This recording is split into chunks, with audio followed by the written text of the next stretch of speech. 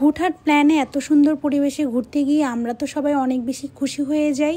সেদিনের আকাশটা আর ওয়েদারও ছিল একদম মনের মতো। আর কোথায় গিয়েছি সেটাই থাকবে আজকের ব্লগে। আসসালামু আলাইকুম, সবাইকে ওয়েলকাম করছি আমার নতুন একটা ব্লগ ভিডিওতে। আশা করি তোমাদের অনেক বেশি ভালো লাগবে আজকের ভিডিওতে। চলুন শুরু থেকে শুরু করা যাক।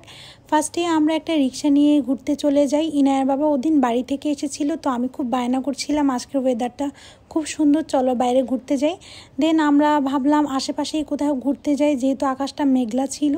দেন আমরা আমাদের পাশে আফতাবনগরে চলে যাই। তো অনেক দিন ধরে আফতাবনগর রিক্সা দিয়ে ঘোরা হয় না, তো ভাবলাম যদি বৃষ্টি আসে তাহলে আবার ব্যাক করা যাবে। আমাদের বাসার পাশেই আফতাবনগর, আর এটা লাস্টের মাথায় চলে এসেছি। এখানে অনেক সুন্দর খোলামেলা পরিবেশ, আর এটা দেখতে অনেক বেশি ভালো লাগছিল, সবুজ। আর ওয়েদারটাও সেদিন অনেক বেশি ভালো ছিল, অনেক সুন্দর বাতাস ছিল। আগে এদিকে অনেক কম মানুষ আসতো, এখন দেখি অনেক বিল্ডিং হয়ে গিয়েছে মাত্র কয়েক বছরের ব্যবধানে। আমার প্রায় 3-4 বছর ধরে আফতাবনগর যাওয়া হয় না, তো অনেক দিন পরে এসে খুবই ভালো লাগছিল। এখানে আসার একটু পরে ইনায়া বুড়ি একটা কুকুর দেখতে পায়, আর বুড়িটা কুকুর দেখলে অনেক বেশি খুশি হয়ে যায়। কুকুর দেখলেই বলে ঘেউ ঘেউ, মানে ও ঘেউ ঘেউ বলে কুকুরকে বোঝায় আর কি। আর এদিকে বেলুন দেখছিল, এখানে বেলুন দেখে বারবার শুধু বেলুন দেখিয়ে দিচ্ছিল ওকে কিনে দেওয়ার জন্য। তো সেদিন আর বুড়িটাকে বেলুন কিনে দেওয়া হয়নি, বিকজ ও বেলুন নিলে একদম মাথা খারাপ করে ফেলে আমাদের সবারই, মানে ওটা নিয়ে সারাক্ষণ ও হাঁটবে। তো এই জন্য আর নিয়ে দেওয়া হয়নি বেলুন। তো এখানের পরিবেশ দেখে আমার খুবই ভালো লাগছিল। অনেক বাচ্চা কাচ্চা আর অনেক ফ্যামিলি এসেছিল। এখন অনেক বেশি বিল্ডিং হয়ে যাওয়ার কারণে এখন আর ভয় লাগে না। আগে কিন্তু আমার আফতাবনগরের লাস্ট মাথায় যেতে কেন জানি ভয় ভয় কাজ করতো। আর বলতে না বলতেই ইনায়ার পাপা এক প্লেট ফুচকা নিয়ে এসেছে। তো আমি বলছিলাম তুমি একা একা কেন খাচ্ছ, আমাদেরকেও দিয়ে খাও।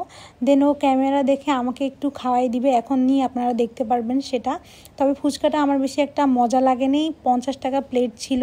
আমি জাস্ট একটাই ট্রাই করেছি, মজা লাগেনি দেখে আমি আর খেতে চাইনি।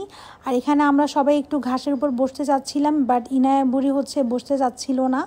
বুড়িটা তো নতুন, কিভাবে বসতে হয় বুঝতে পারছিল না। পরে আমরা যখন সবাই মিলে বসেছি, দেন ও আমাদের কোলে বসে পড়েছে। আর এত সুন্দর সানসেট ভিউ দেখা যাচ্ছিল, খুবই ভাল লাগছিল।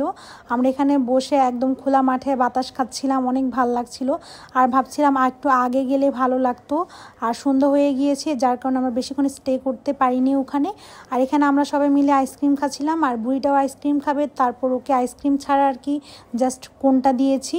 আর আসার সময় আমরা সবাই একটা অটো করে আসছিলাম, আর এটা নিয়ে আমরা অনেক বেশি হাসাহাসি করছিলাম, অনেক বেশি মজা লাগছিল। আর দূরে ওই সানসেট ভিউটাও দেখা যাচ্ছিল, খুবই ভালো লাগছিল। আর অটোতে অনেক বেশি ঝাঁকুনি ছিল দেখি ইনায়া বারবার পড়ে যাচ্ছিল, এই কারণে আমরা সবাই মিলে আর কি হাসাহাসি করছিলাম। সব মিলিয়ে আজকে সাডেন প্ল্যানে ঘোরাঘুরিটা আমরা সবাই অনেক বেশি এনজয় করেছি।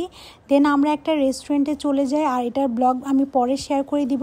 একসাথে শেয়ার করলে ফুল ভিডিওটা অনেক বেশি বড় হয়ে যাবে। তো আজকের জন্য এইটুকুই। সবাই ভালো থাকবেন, সুস্থ থাকবেন। আমার ভিডিও যদি ভালো লাগে একটি লাইক, কমেন্ট আর ফলো দিয়ে পাশে থাকবেন।